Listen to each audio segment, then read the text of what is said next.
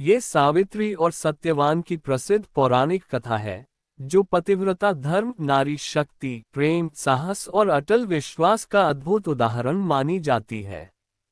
Cherry blossom Savitri और सत्यवान की संपूर्ण कथा। Cherry blossom trident sign. राजा अश्वपति और सावित्री का जन्म। मध्य देश के राजा अश्वपति बहुत धर्मात्मा और न्यायप्रिय थे, परंतु उन्हें कोई संतान नहीं थी। उन्होंने वर्षों तक माता सावित्री गायत्री देवी की कठोर तपस्या की। उनकी भक्ति से प्रसन्न होकर देवी ने वरदान दिया कि उन्हें एक तेजस्वी कन्या प्राप्त होगी। कुछ समय बाद रानी मालवती ने एक कन्या को जन्म दिया। देवी सावित्री के वरदान से जन्म लेने के कारण उसका नाम सावित्री रखा गया। वह अत्यंत सुंदर, बुद्धिमान, तेजस्वी और संस्कारी थी। पुष्पनकाल स्वयंवर और सत्यवान का चयन।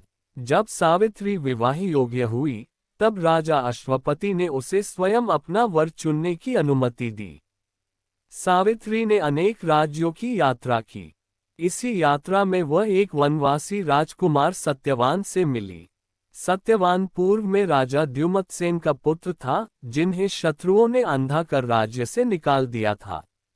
वे पत्नी और पुत्र के साथ जंगल में तपस्वी जीवन जी रहे थे। सावित्री ने सत्यवान को ही अपना पति चुन लिया। Warning sign. नारद मुनि की भविष्यवाणी।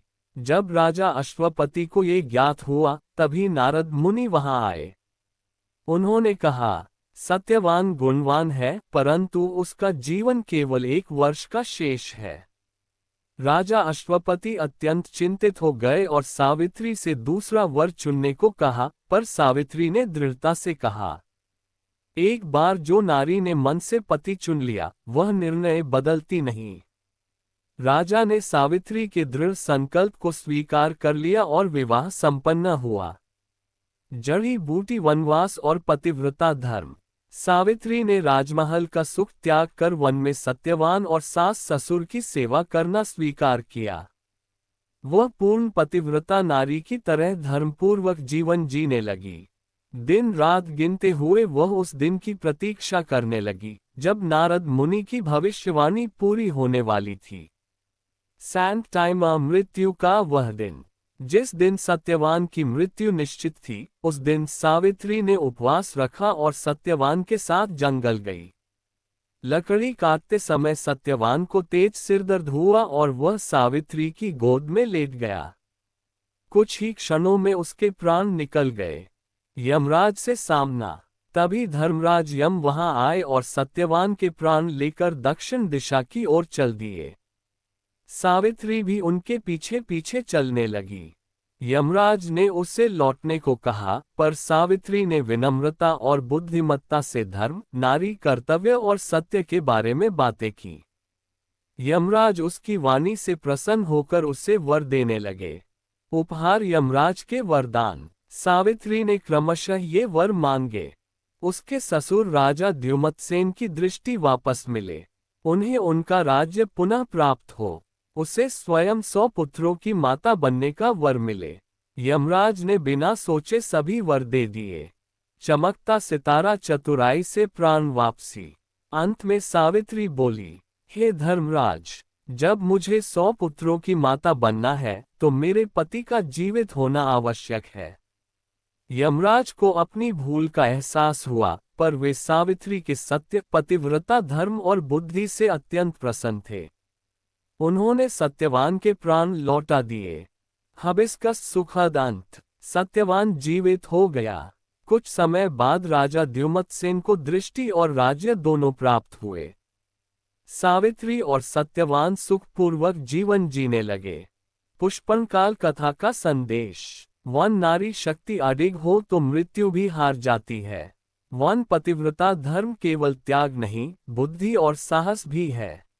वन सत्य, प्रेम और धर्म के आगे देवता भी नतमस्तक हो जाते हैं। ठीक है। Folded hands. सावित्री सत्यवान की कथा को और विस्तार से आगे बढ़ाते हैं। जड़ी बूटी। सावित्री सत्यवान और वट सावित्री व्रत का संबंध। सावित्री ने जिस दिन अपने पति के प्राण वापस पाए, वह दिन ज्येष्ठ अमावस्या का था। यही दिन आगे चलकर वट सावित्री व्रत के रूप में प्रसिद्ध हुआ। झड़ता वृक्ष वट बरगद वृक्ष का महत्व। बरगद का वृक्ष दीर्घायु का प्रतीक है, तीनों लोकों का प्रतिनिधित्व करता है। इसमें ब्रह्मा, विष्णु और महेश का वास माना जाता है।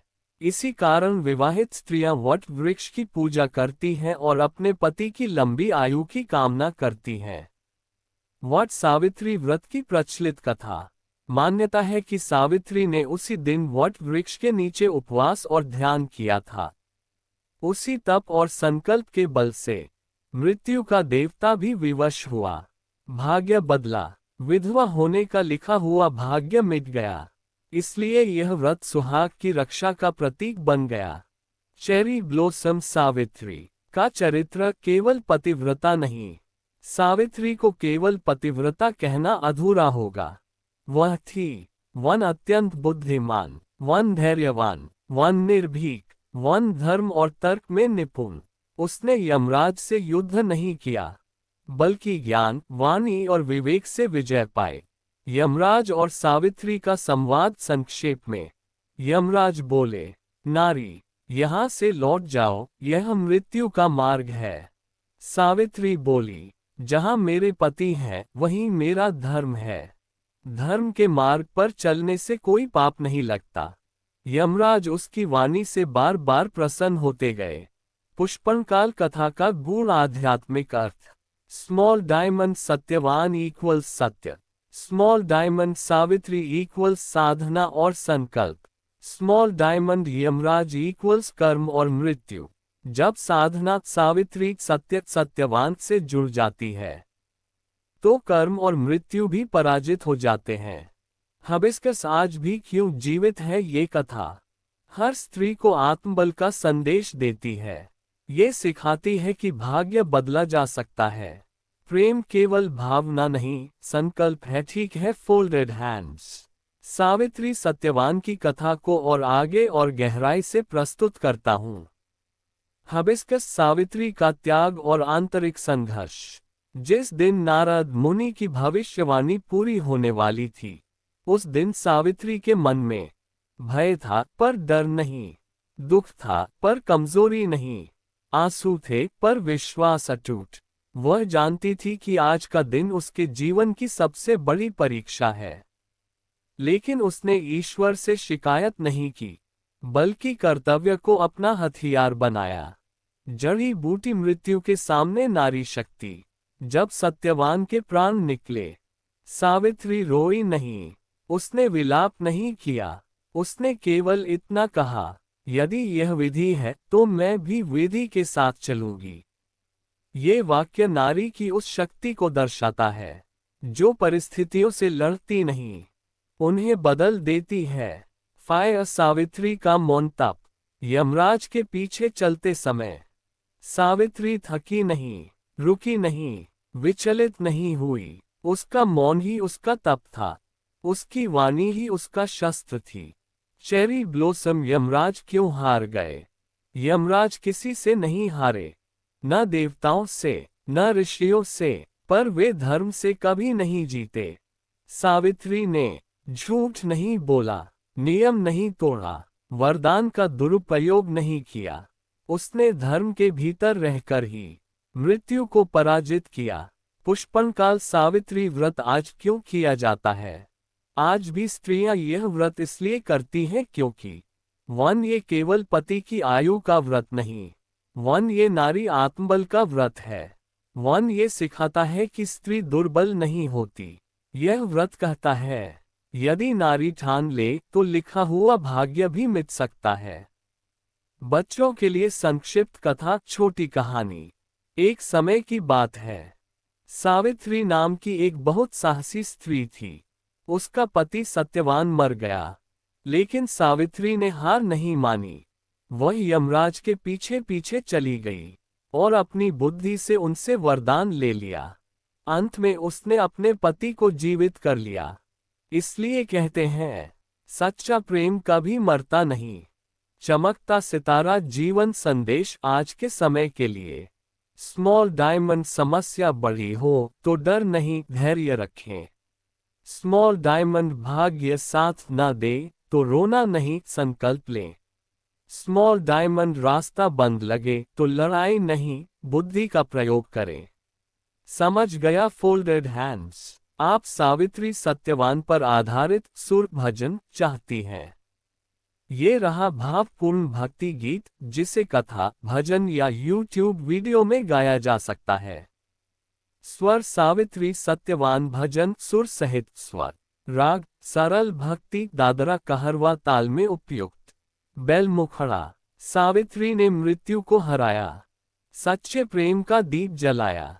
यम भी झुका नारी शक्ति से, पति को जीवन वापस लाया। स्वर अंतरा एक। राजा अश्वपति की दुलारी, सत्य की थी वो पुजारी। वनवासी सत्यवान संग, त्याग दिया राज सुख सारी। सावित्री ने मृत्यु को हराया। स्वर अंतरा दो। नारद वचन अटल था जब, मृत्यु समीप खड़ी थी तब। डरी नहीं टूटी नहीं वो, धैर्य बना उसका संबल। सावित्री ने मृत्यु को हराया। स्वर अंतरा तीन। यम के पीछे चल दी नारी, धर्मवाणी थी बड़ी भारी। वर पर वर वो लेती गई, बुद्धि बनी उसकी तैयारी। सावित्री ने मृत्यु को हराया। स्वर अंतरा चार। बोली बिन पति कैसे मां बनूं, 100 पुत्रों का वर कैसे पाऊं। यम मुस्काए सत्य हारा, प्राण लौटे भाग्य बदला। सावित्री ने मृत्यु को हराया। बैल अंतिम पंक्ति। नारी नहीं अबला कहलाए, सावित्री जग को समझाए। जहां संकल्प हो सच्चा मन का, मृत्यु भी हार कर जाए।